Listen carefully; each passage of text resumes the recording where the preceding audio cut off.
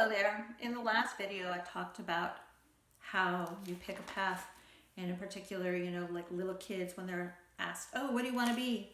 And I mentioned that I find that a path kind of crosses in front of you, or you sometimes have to really push yourself out of one path and find your way into the path that is better suited for you. So to me, a path is, any path is really kind of like this.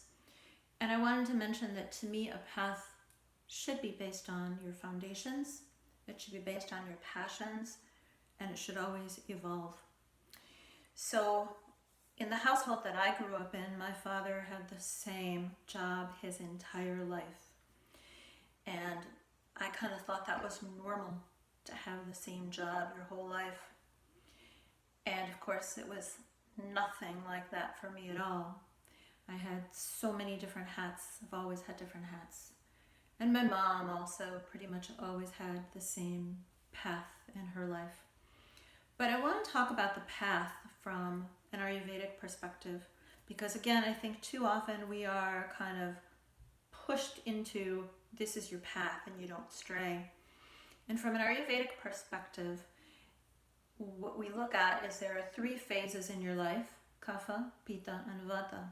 So Kapha, Pitta, and Vata have many meanings in Ayurveda. And for now, I'm only going to be talking about it as your life path. So Kapha is a growth stage. So young children and even college students are in the growth. They are learning, they're absorbing. That is their Kapha stage. So they want to get as much nourishment for body, mind, and soul as possible as they're getting ready to do whatever. So that's their growth stage. The next stage is Pitta. Pitta is often associated with fire, and it can be, the way that I look at it from a career profession path, is your Pitta stage is the kind of people that are like, oh my God, they won't stop. They are constantly looking for better title. They're looking for better honors. They are working their butt off like me. I worked 80-hour weeks, and I was constantly, my top priority was my job. I mean, it was like, that was, what I felt. I felt that that was essential, because I had to provide, I had to be responsible. So that is the Pitta stage, when you are very driven from a professional and career perspective. And then you get to a certain age, and in the past video I talked about, mine was after I hit 50. So you get to a certain stage where your Vata takes over, and the Vata is when you kind of can sit back a little bit. Vata is connected with the ethereal, or the air and the ether. And for me, that means in the career stage, it's more, you want to grow spiritually, and you want to do more to help others and to teach others as well.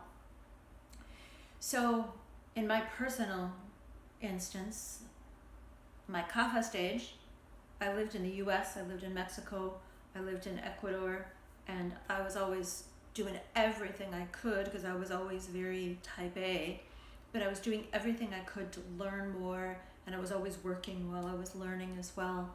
But I was constantly pushing to learn, and I wanted to be like a sponge and absorb. And in those years, I actually did work in radio. I worked newspapers, and I worked in TV. This is all before I was 22 years old. So that was my Kapha stage. My Pitta stage, I worked more corporate jobs, and so I worked in the public relations industry for major agencies, working for multinationals. And again, it was very corporate, where it was all about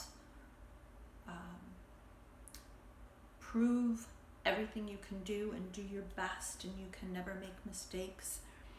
And that was my Pitta stage, which of course wears you out. So then finally, when I hit my Kapha stage, I was like, okay, we need to kind of mesh all of these together. And that was when I allowed myself to spend more time for all the holistic therapy and the holistic studies that I had always been doing, but I was able to dedicate myself to that.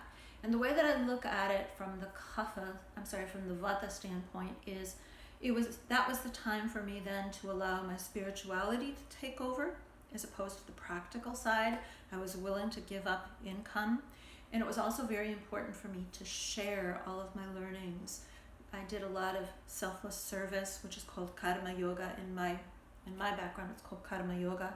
I did karma yoga in Mexico, in Nicaragua, in Costa Rica, in India. So to me, karma yoga is really important. It's giving back and sharing what you know and helping others. And ultimately, as a yoga therapist, that's what I do. And now, even more so, in the book, with my book that I'm writing, it's all about sharing what I learned from my gurus. So it's about getting everything together and sharing in a selfless manner. So anyway, I just wanted to kind of reinforce and reiterate for anybody that is like, what on earth am I doing? I'm job hunting and I'm job jumping, which I think is so normal for all of us. And what I don't think is normal is for us to be kind of like my father, who is stuck in one job his entire life. And I will mention that when my father retired, he kind of had several new stages in his life. So he was an educator his whole life with Chicago Board of Education. Once he retired, he was given the opportunity to stay with Chicago Board of Education to work in adult ed, GED and ESL.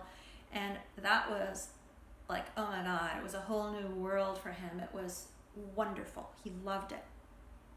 And then when he retired from that career, because that lasted a little bit longer, he ended up doing what his real passions were. He was a supernumerary in the opera and in movies, and he'd get maybe paid $20 a day and a meal, and he was just thrilled. So anyway, I think that's also a good example of how our paths change based on our age. So I am Deborah Charnes of the Namaste Council, the Namaste Getaway, the Right Council, and I am an author, blogger, and a holistic coach, certified yoga therapist.